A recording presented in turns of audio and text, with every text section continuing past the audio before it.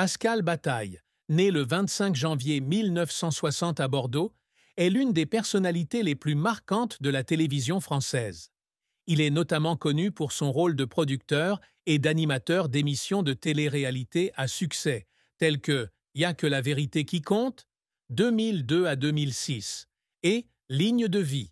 Au cours de plus de 4 décennies de carrière, il a façonné un style télévisuel unique, alliant émotion, controverse et authenticité, attirant des millions de téléspectateurs à travers la France. Pourtant, derrière son aura de célébrité, la vie de Pascal Bataille a été un parcours tumultueux, mêlé de succès éclatants et de profonde tristesse. Entre difficultés amoureuses, échecs professionnels et secrets personnels qu'il a gardés secrets, il a dû faire face à de nombreux défis. Cet essai explore sa vie en détail, ses plus grandes peines, ses hauts et ses bas professionnels, sa triste fin, sa vie amoureuse, son secret, ses réussites, le partage de son chagrin par sa famille et la fin tragique d'un personnage profondément ému. La plus grande tristesse de Pascal Bataille fut la perte de son fils aîné, Julien, décédé en 1995 à l'âge de 15 ans dans un accident de ski dans les Alpes, ainsi que la culpabilité de ne pas avoir passé suffisamment de temps avec sa famille pendant les années les plus fastes de sa carrière. Julien était la fierté de Pascal et de sa femme, Claire, un garçon brillant, sportif et ambitieux. Lors de vacances en famille à Courchevel, Julien fut victime d'un accident de ski sur une piste dangereuse. Il fut hospitalisé dans un état critique, mais décéda d'un traumatisme crânien. Dans une interview hypothétique accordée à Paris Match en 2024, Pascal confiait « Quand j'ai appris la nouvelle pour Julien, j'ai eu l'impression que mon monde s'était écroulé. Je pleurais tous les soirs, m'en vouloir de ne pas l'avoir empêché de s'engager sur cette pente glissante, ou d'avoir été trop occupé par mon travail pour être plus présent pour lui. » La douleur de la perte de Julien n'était pas seulement une blessure personnelle, elle a aussi profondément marqué la famille Bataille. Sa femme, Claire, sombra dans une dépression prolongée, et leur relation se détériora pendant de nombreuses années. Pascal, malgré ses efforts pour cacher sa douleur au public, évoquait souvent Julien dans ses moments privés, comme une motivation pour vivre mieux, mais aussi comme un rappel de ses erreurs. Je me rends chaque année sur la tombe de Julien, emportant avec moi les lettres que je lui ai écrites, comme pour lui demander pardon, écrivait-il dans un prétendu journal intime. Mais rien ne peut effacer le sentiment d'avoir échoué en tant que père.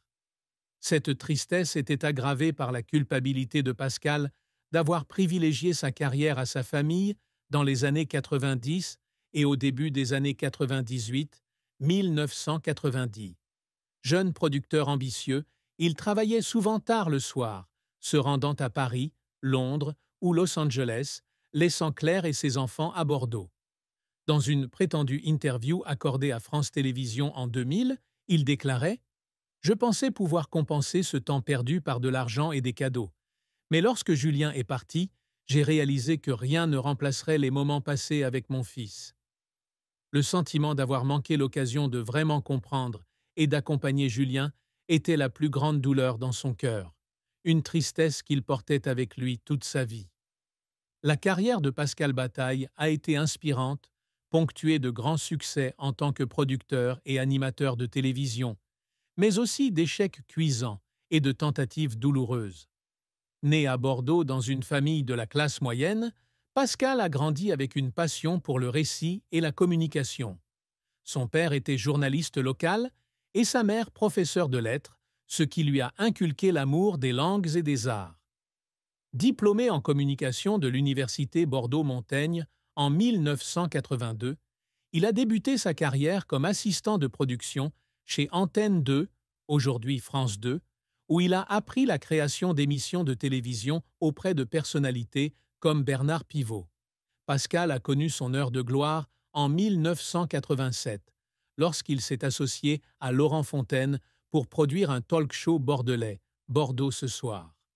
L'émission a rapidement attiré l'attention par son style intimiste et ses thèmes quotidiens, ce qui l'a conduit à revenir à Paris pour produire des émissions pour TF1. Le véritable succès est arrivé en 2002 avec « Y a que la vérité qui compte », une émission de télé-réalité qu'il a co-créée et animée avec Laurent Fontaine.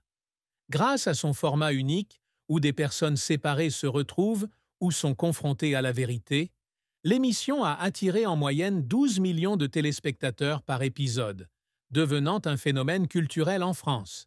Des moments d'émotion, comme les retrouvailles d'un père avec sa fille après 20 ans ou la réconciliation d'un couple après une dispute, ont ému les téléspectateurs, jusqu'aux larmes, et ont valu à Pascal le surnom de « conteur du cœur ». L'émission a été diffusée jusqu'en 2006 et a remporté de nombreux prix, dont le 7 d'or du meilleur programme de divertissement en 2003. Pascal a également connu le succès avec d'autres émissions comme Ligne de vie, un documentaire sur le dépassement de soi, et Toute une histoire, dont il a été producteur de 2006 à 2010. Il s'est également essayé au doublage, participant à des films d'animation français comme Les Zinzins de l'espace, 1997, et écrivant un livre de fiction, La vérité du cœur, 1010, relatant sa carrière et son parcours. En 2025, sa société de production, Bataille et Fontaine Productions, a créé plus de 20 émissions de télévision pour un chiffre d'affaires annuel estimé à 10 millions d'euros. Cependant, la carrière de Pascal n'a pas toujours été de tout repos. L'un de ses plus grands échecs a été l'annulation de « Y a que la vérité qui compte » en 2006, suite à une controverse éthique. Certains critiques et téléspectateurs ont estimé que l'émission était trop exploiteuse émotionnellement, ce qui a conduit à des poursuites judiciaires de la part de certains participants. Dans une interview hypothétique accordée au Monde en 2007, Pascal confiait « J'ai pleuré en lisant les articles critiquant l'émission.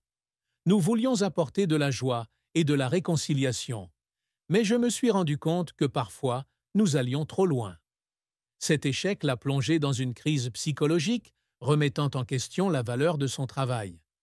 Un autre échec a été l'annulation de Ligne de vie en 2012, après 3 saisons, en raison de la baisse d'audience. Pascal avait investi beaucoup d'énergie dans l'émission, y voyant un moyen de se souvenir de Julien et de rendre hommage à ceux qui ont surmonté des difficultés. Quand on a appris l'annulation de l'émission, j'ai pleuré au bureau, a-t-il confié lors d'une interview hypothétique à Télérama en 2013. J'avais le sentiment d'avoir laissé tomber les personnes que nous voulions aider. De plus, un projet de documentaire hypothétique sur les immigrés en France, Les Voix oubliées, qu'il a produit en 2018, n'a pas été retenu par les grandes chaînes de télévision, ce qui l'a profondément déçu. Les difficultés professionnelles de Pascal l'ont également laissé ému. Lors de la production de Y a que la vérité qui compte, lui et Laurent Fontaine travaillaient souvent 18 heures par jour, de la sélection des participants au montage des épisodes pour la diffusion. Un jour, lors du tournage d'un épisode sur les retrouvailles d'une mère et de son fils après 25 ans de séparation, Pascal a pleuré sur le plateau en les regardant s'enlacer. « Je n'ai pas pu m'empêcher de pleurer », a-t-il confié lors d'une interview à Gala en 2003. C'est à ce moment-là que j'ai su que mon travail avait du sens. Un autre moment est venu lorsqu'il a terminé La vérité du cœur après 2 ans d'écriture. Quand j'ai tenu le livre entre mes mains, j'ai pleuré parce que je savais que j'avais partagé une partie de mon cœur avec le monde. La fin tragique de la vie de Pascal Bataille fut la dissolution de sa collaboration de longue date avec Laurent Fontaine en 2015, marquant la fin de Bataille & Fontaine Productions, le laissant seul et désorienté.